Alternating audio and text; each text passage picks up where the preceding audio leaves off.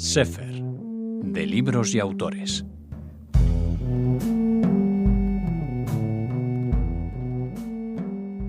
Tenemos la suerte de hablar de nuevo con David Aliaga. Hola, David.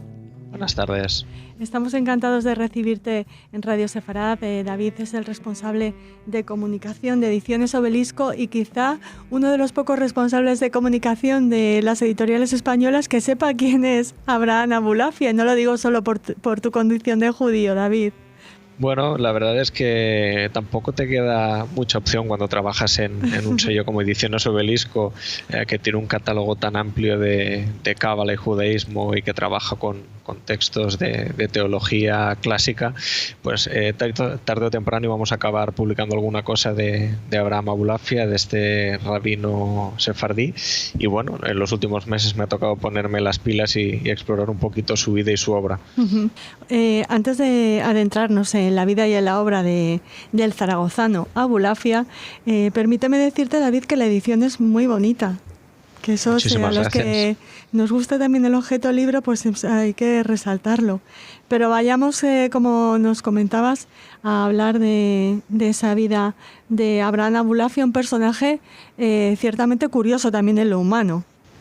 Sí, es un personaje que, como mencionamos en la contraportada del libro, a pesar de ser uno de los grandes rabinos de Sefarad, ¿no? Como decías muy bien, Abulafia nació en Zaragoza en 1240 y se forma o empieza a formarse como rabino en la península ibérica, pues es un gran desconocido. De hecho, hasta 2018 no se había publicado Abulafia en español, no había traducciones publicadas de forma comercial de su obra, aunque en internet uno podía encontrar algunas cosas o lo encontrábamos referenciado por otros rabinos. Y probablemente una parte de los argumentos que hacen de Abulafia un personaje a veces voluntariamente olvidado es que era bastante heterodoxo. De hecho, sostuvo algunas disputas importantes con los principales rabinos de su tiempo, ¿no? Sobre todo con Salomón Ben Adret, el gran jurista que teníamos aquí en Barcelona, pues fue uno de sus grandes detractores. Y la verdad es que hay cosas tan curiosas en su biografía como que en un momento dado, a finales del siglo XIII, Abulafia se propuso ir a Roma a convertir al judaísmo al Papa Nicolás III. Y de su obra que destacamos y que habéis querido transmitir con este libro. Es una de sus obras más destacadas, no lo hemos dicho. Hablamos de La luz del intelecto. Sí, este libro, La luz del intelecto, o el Sefer Ora Segel, es uno de los principales ejemplos de lo que se llama la cábala extática, que quizás es una forma de cábala un poco diferente a la que he encontrado más calado en los lectores contemporáneos. Moshe Idel definió la cábala extática como una práctica que se centra en la experiencia mística del yo interior.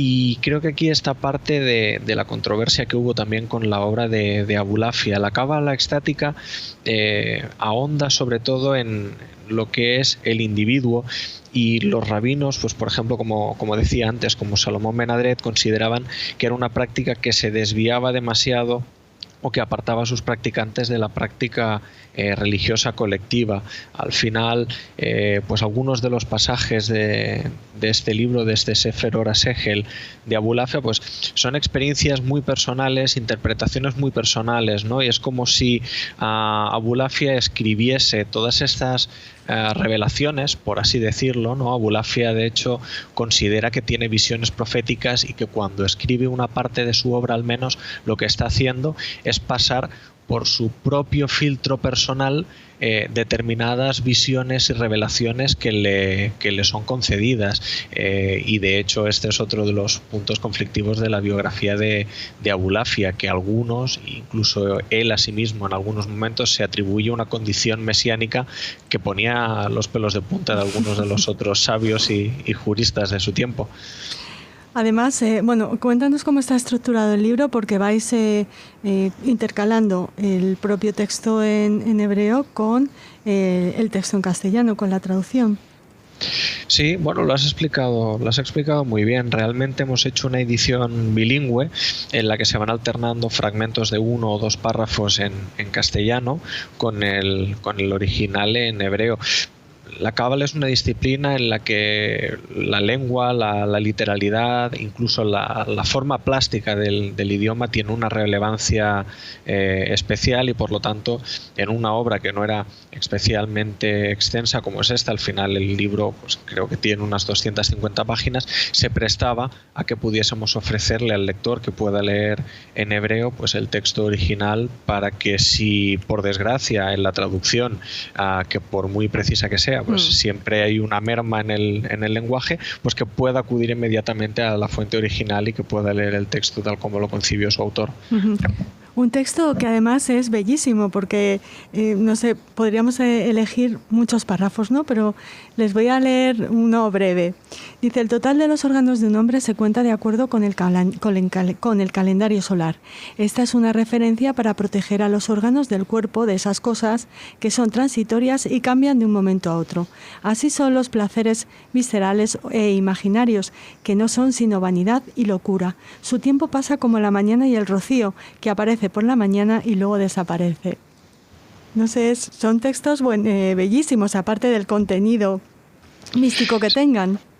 Sí, realmente yo creo que como casi todos los grandes místicos, Abulafia posee también un instinto para la belleza poética, ¿no? Recuerdo que hace un par de años entrevistaba a Cynthia Ozick, a la escritora norteamericana de novela y de relato, y cuando hablaba con ella hablábamos sobre Abraham Joshua Heschel, que a mí me parecía que había una cierta influencia de los textos del Rabbi Heschel en su obra, y ella me decía que en el fondo ella no consideraba a Heschel como un autor de textos religiosos tanto como un poeta, ¿no? Y al final yo sintonizaba mucho con esa forma de entender también como a veces en los textos místicos o los textos que tratan de transmitir una verdad religiosa o una duda religiosa, pues siempre hay algo de poesía. Yo creo que los grandes autores de teología, los grandes exégetas siempre tienen ese aliento poético también, y en Abulafia por supuesto lo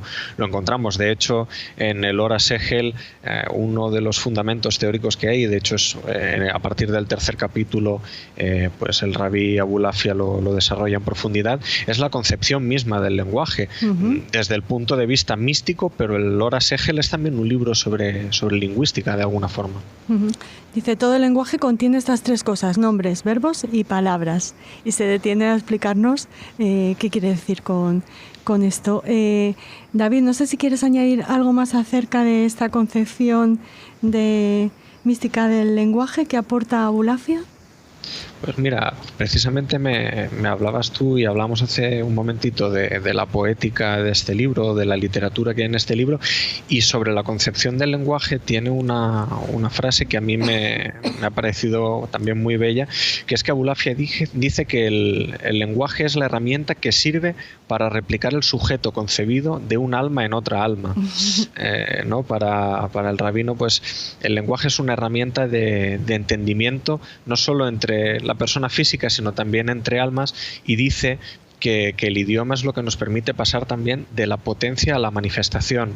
Abulafia nos habla del lenguaje como una herramienta de creación casi mágica, ¿no? Si uno lee el Génesis en Bereshit, vemos que el relato tradicional lo que nos explica es que Hashem crea el mundo, crea las cosas a partir de actos de dicción, ¿no? Hágase la luz y la luz se hizo, ¿no?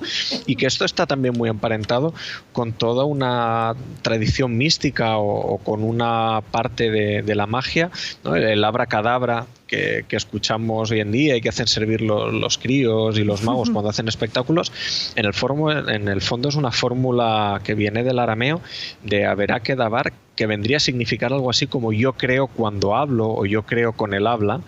Y yo creo que Abulafia recoge toda esta sabiduría, toda esta tradición mística, y a partir de aquí fundamenta esta concepción del lenguaje que nos permite conectar entre almas, pero que también es una herramienta de construcción del mundo. Me ha encantado cómo lo has explicado, porque no es fácil acercarse a este tipo de libros. Danos algún consejo, David.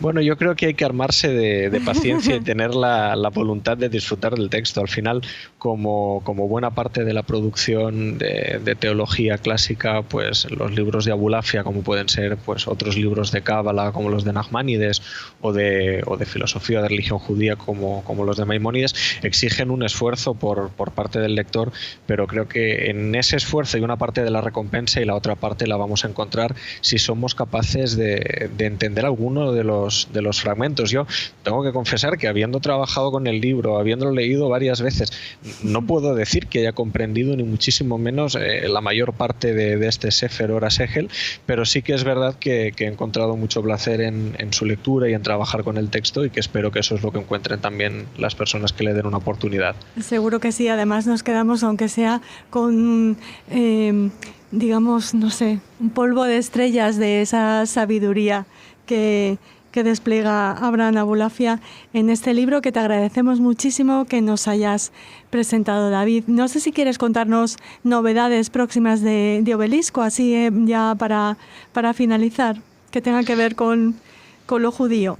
Pues mira, para el mes de febrero o marzo, todavía no está muy claro, pero va a ser durante el primer trimestre del año, vamos a publicar un libro de un autor contemporáneo norteamericano, que es David Haim Smith, que es un libro titulado El espejo cabalístico del Génesis, en el que este autor, que es además pintor, de hecho su obra pictórica, que se ha expuesto en varias galerías importantes de Nueva York, se centra en elaborar imágenes a partir de textos cabalísticos. Pues en este libro él se lanza a hacer un estudio pormenorizado de los 3 primeros capítulos del Génesis y tratar de compartir con el lector la enseñanza cabalística que él extrae de estos 3 primeros capítulos. Bueno, pues un libro también interesantísimo, esa cábala con rigor que nos ofrece Obelisco, como en este maravilloso La luz del intelecto de Abraham Abulafia. Muchas gracias, David.